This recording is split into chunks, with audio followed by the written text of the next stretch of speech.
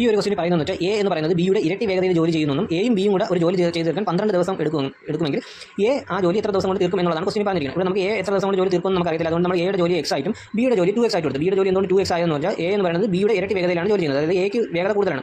അപ്പോൾ എക്ക് വേണ്ട സമയത്തിന്റെ ഇരട്ടി സമയം വേണം ബിക്ക് ആ ജോലി തീർക്കാൻ വേണ്ടി. അതുകൊണ്ടാണ് 2x എടുത്തത്. അപ്പോൾ രണ്ടുപേരുടെ സമയം നമുക്ക് കിട്ടിയതിന് LCM എടുക്കുമ്പോൾ നമുക്ക് ടോട്ടൽ ജോബ് കിട്ടും. അപ്പോൾ എക്സിന്റെയും 2xന്റെയും LCM എടുക്കും. എക്സ് കൊണ്ട് പോകും 1x 2x. അപ്പോൾ നമുക്ക് ഈ എക്സും 2 കൊണ്ട് വിളിക്കുമ്പോൾ 2x എന്ന് കിട്ടും. അതെന്ന് പറയുന്നതാണ് ടോട്ടൽ ജോലി എന്ന് പറയുന്നത്. ഇനി എയുടെ ഒരു ദിവസത്തെ ജോലി എന്ന് പറയുന്നത് 2x ജോലി ചെയ്യാൻ എക്ക് x സമയം വേണം. അതായത് 2x/x 2 എന്നുള്ളതാണ് എയുടെ ഒരു ദിവസത്തെ ജോലി. ബിയുടെ ഒരു ദിവസത്തെ ജോലി കണ്ടുപിടിക്കാൻ വേണ്ടി 2x ജോലി തീർക്കാൻ വേണ്ടി ബിക്ക് 2x സമയം എടുക്കും. അതുകൊണ്ട് ബിയുടെ ഒരു ദിവസത്തെ ജോലി എന്ന് പറയുന്നത് 2x/2x 1 എന്ന് കിട്ടും. അപ്പോൾ എയുടെയും ബിയുടെയും ഒരു ദിവസത്തെ ജോലി എന്ന് പറയുന്നത് 2 + 1 3 ആണ്. അപ്പോൾ ഈ 2x ജോലി തീർക്കാൻ വേണ്ടിയിട്ട് എക്കും ബിക്കും കൂടെ വേണ്ട ടൈം എന്ന് പറയുന്നത് 2x/3 ആണ്. ഇനി എയും ബിയും കൂടെ ആ ജോലി എത്ര ദിവസം കൊണ്ട് തീർക്കുമെന്ന് ക്വസ്റ്റ്യൻ തന്നിട്ടുണ്ട്. 12 ദിവസം കൊണ്ട് തീർക്കുമെന്ന് തന്നിട്ടുണ്ട്. അപ്പോൾ 2x/3 എന്ന് പറയുന്നത് എന്താണ്? 12 ആണ്. ഇതിൽ നമുക്ക് x കണ്ടുപിടിക്കാൻ പറ്റും. 2x = 36. 12 3 36. x എന്ന് പറയുന്നത് 36/2 18. അപ്പോൾ നമുക്ക് x ന്റെ ഉത്തരം കിട്ടി 18. അപ്പോൾ എക്ക് ആ ജോലി തീർക്കാൻ എത്ര ദിവസം എടുക്കും? 18 എന്നുള്ളതാണ് ഉത്തരം.